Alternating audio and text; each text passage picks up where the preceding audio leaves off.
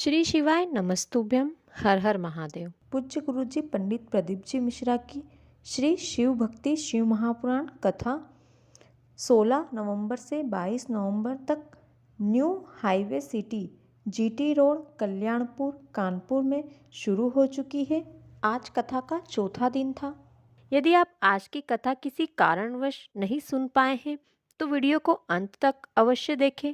गुरुजी के द्वारा बताए गए उपाय और जानकारी आपके साथ आज इस वीडियो में शेयर करने वाली हूँ।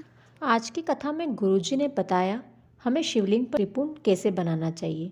सबसे पहले चंदन को घोलकर अपनी छोटी उंगली के पास वाली 2 उंगलियां में चंदन ले और शिवलिंग पर 2 लाइन बना दें।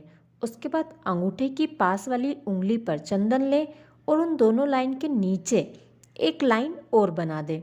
उसके बाद लाल गुलाल अपनी छोटी उंगली के पास वाली उंगली में लेकर बीच वाली त्रिपुंड की बीच वाली लाइन पर गुलाल की बिंदी लगा दीजिए। इस प्रकार से त्रिपुंड हमेशा शिवलिंग पर बनाना चाहिए। इस प्रकार से बनाया गया त्रिपुंड भगवान शिव स्वीकार करते हैं और इस त्रिपुंड का एक अलग ही आनंद हमें प्राप्त होता है।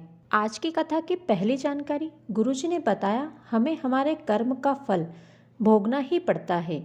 जन्म और मृत्यु सब पहले से ही तय रहते हैं।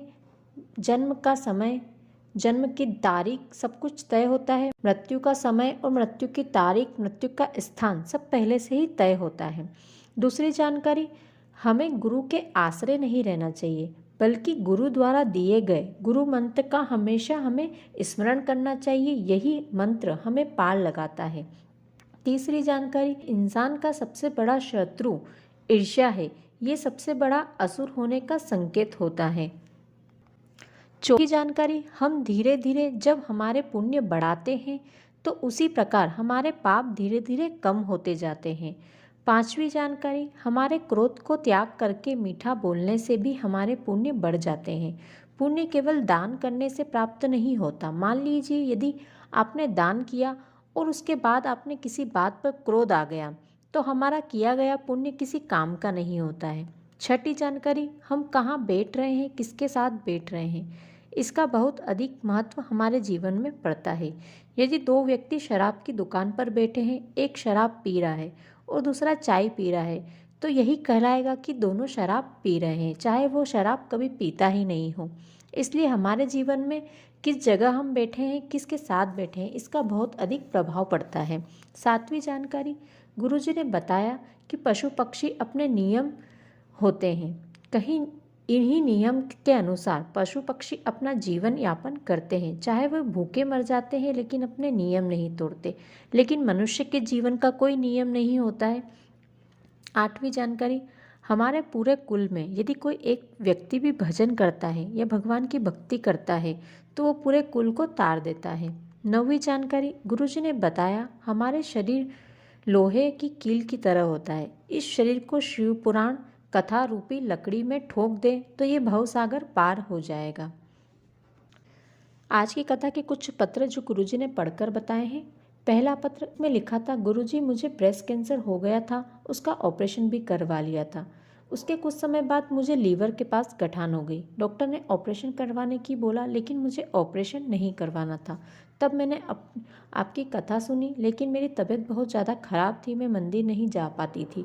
तो मेरे बच्चे मंदिर जाते, मंदिर की साफ़ सफाई करते, जल चढ़ाकर जल झेल कर लाते और साथ में चढ़ी हुई बेलपत्र औषधि मांग कर लाते।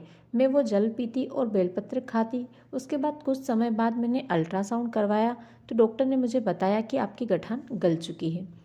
दूसरा पत्र इसमें लिखा था मेरा 12 साल के बच्चे की तबीयत अचानक बहुत ज़्यादा खराब हो चुकी थी। उसकी दोनों लीवर खराब हो चुके थे। उसे हॉस्पिटल में एडमिट करवाया था। उसने 6 दिन से 1 चम्मच पानी भी नहीं पिया था।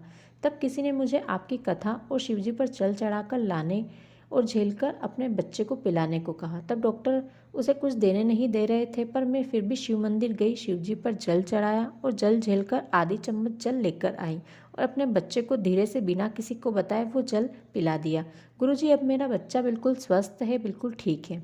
तीसरा पत्र जिसमें लिखा था गुरुजी मैं बहुत दिनों से सरकारी नौकरी की तैयारी कर रहा था, एग्ज़ाम देता लेकिन मेरा रिजल्ट में 1 या 2 नंबर से रह जाता था। सब मुझे लोग तैयारी छोड़कर प्राइवेट नौकरी करने का कहने लगे, तब मेरी माँ शिव भक्ति आपकी कथा सुनती थी।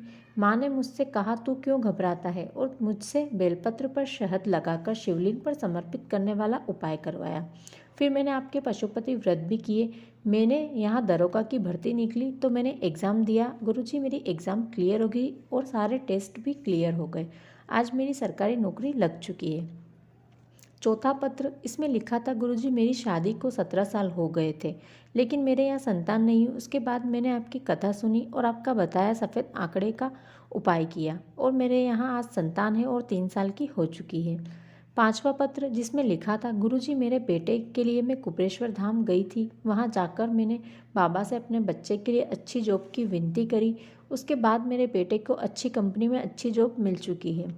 छठा पत्र, इसमें लिखा था, गुरुजी मेरे यहाँ 9 साल हो गए, कोई संतान नहीं थी। डॉक्टर ने भी मना कर दिया था, आपके यहाँ कभी संतान नहीं हो सकती है। फिर एक दिन मैंने आपकी कथा सुनी, उसके बाद सफ़ेद आंकड़े की जड़ वाला उपाय किया और आपके पशुपति व्रत भी किए और महादेव की कृपा से मेरे यहाँ लड़की का जन्म हुआ। वो बिल्कुल अच्छी और स्वस्थ है। तो दोस्तों, ये थी कुछ आज की कथा की विशेष जानकारियाँ, पत्र और उपाय। आशा करती हूँ आपको वीडियो अच्छा लगा होगा। यदि वीडियो अच्छा लगा हो तो वीडियो को लाइक करें, शेयर करें, साथ ही कमेंट में हर हर महादेव या श्री शिवाय नमस्तुभ्यम जरूर लिखें। धन्यवाद।